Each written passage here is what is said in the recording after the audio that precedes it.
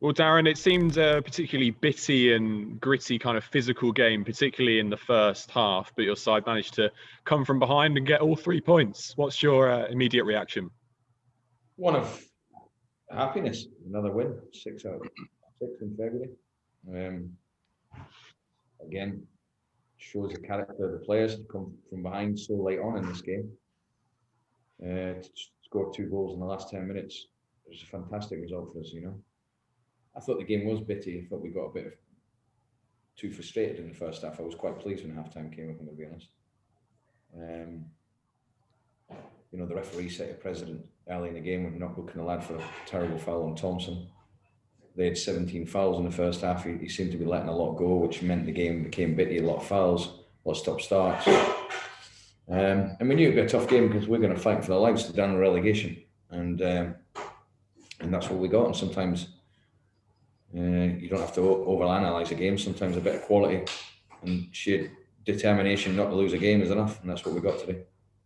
What did you make of sort of how aggressive the game was in a way? I suppose that really meant that your side had to really show some fighting spirit and match Wigan for their physicality and play the same game. Yeah, I was too frantic in the first half. It was too bitty. We were too bitty. We didn't have enough composure in our game. I spoke to the players at half time about staying calm and playing the way we want to play. It was just too much frustration. A lot of moaning at the referee. And then, to be honest, 1 or 2 times, myself included. So I had to check myself and just said to the players, look, we need to forget the ref. He's not going to just assume he's going to give us nothing and he's not going to be the reason we don't win the game, though. So, and I thought we started the second half very well. I thought we looked on top. And then, of course, we lose a freak goal. Pimmy's taking a step forward and can't go back. And at that point, you're thinking, okay, it's going to be tough to win it, but we managed to find a way. Yeah, we'll get to the goal in a moment. What did you say to your side at half time? Was it a case of calm down, sort of stay in the game? Because Wigan were putting up a good fight, weren't they? It seemed quite hard to break them down. Yeah, it was more about having a bit more composure in how we wanted to play. And like I said, it was a bit frenetic and frantic, which I think suited them, and we just needed to get passing the ball a little bit better. I felt the fullbacks and wide players would give them problems. I thought Thompson and Ward were causing them problems. Second half in particular, the boy got booked against Ward and he was causing problems. Without us creating too many openings, I have to be honest. And I felt if we got a clean sheet, one bit of magic might win us. And of course, we'll lose the goal. And then I had to gamble. And what I did was I took Beeves off. I brought Butler in one. I got Burrows playing as a wing back as high and wide as possible. It meant Frankie and Butts could overload midfield, which they did. And we went for it. And sometimes when you say, well, you've gone from a back four to a back three, or a back five, it wasn't a back five. It was we lost one defender. We went from a back four to a back three. The wing backs were wingers. And to be honest, credit to my substitutions. I thought they won us the game. I really did. Burrows' cross was outstanding. Hamilton and Mo were brilliant when they come on and give us energy. Mo kept the ball for us. Ricky showed he's running. I thought the subs won us again.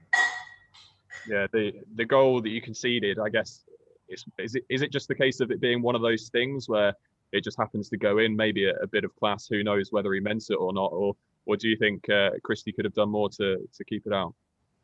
Christie's taken a step forward, and when you do that, it's hard to backtrack, and it's a free goal. He's not meant it, I wouldn't have thought.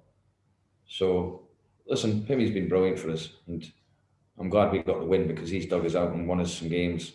Even when we've been winning games, he's making critical saves. He made one critical save today at 0-0. It happens, mistakes can happen, and it was unfortunate that it happened today.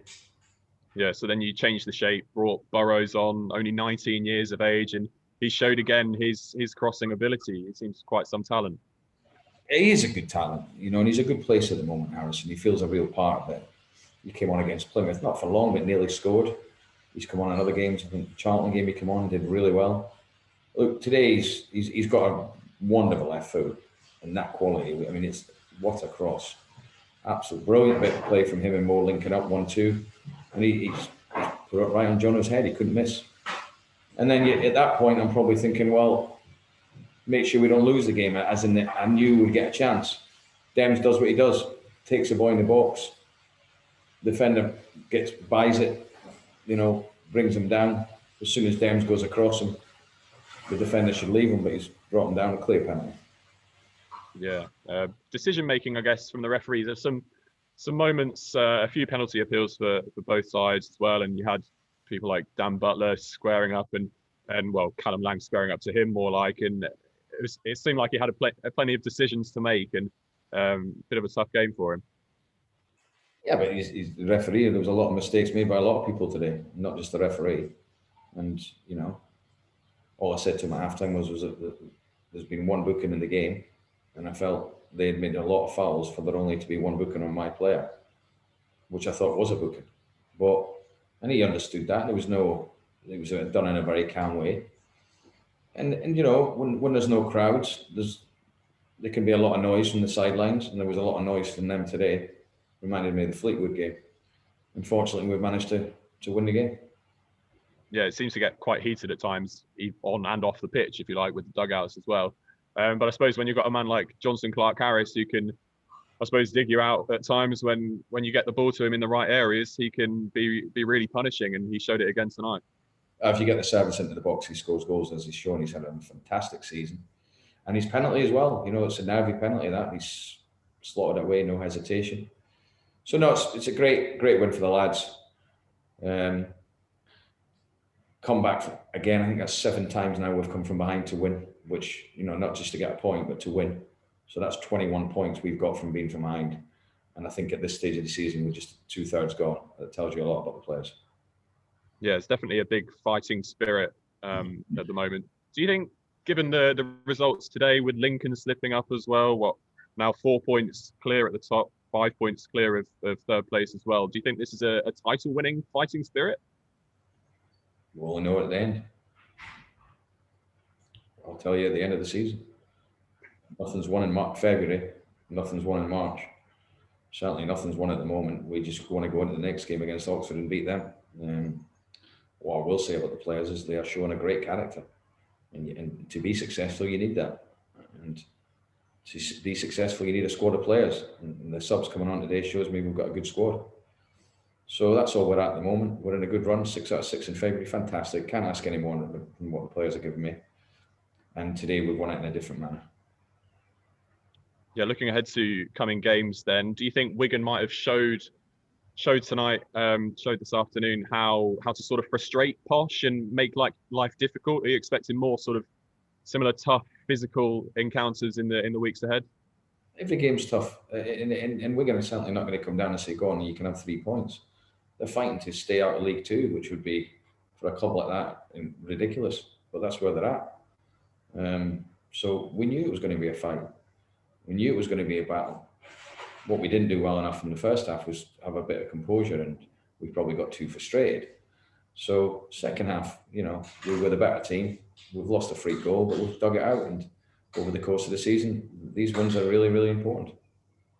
Yeah, just a moment of worry early on in the game, actually, when Nathan Thompson went to ground on the steps of the family stand. It looked like he'd twisted something or other, but managed to get through the game. Is he okay? Is everyone else all right after this one? Nathan's fine. It was a concern. You seen the way he went over. I thought he was probably going to have to come off, and then he's taken a really bad tackle pretty soon after it. So, but he's a tough boy. He's got on with it, and he's fine. Yeah, and just finally, Darren, 100th game in charge in your third spell. I don't know if you knew that already. It's been hundreds of games across all 3 spells, of course, but I suppose a great way to mark that milestone is with a 100% record in League One for February. Yeah, I didn't know that, so that's good. It's flown by, I have to say. Apart from obviously when the season got curtailed, took forever to get the season. It felt like forever for this season to start again.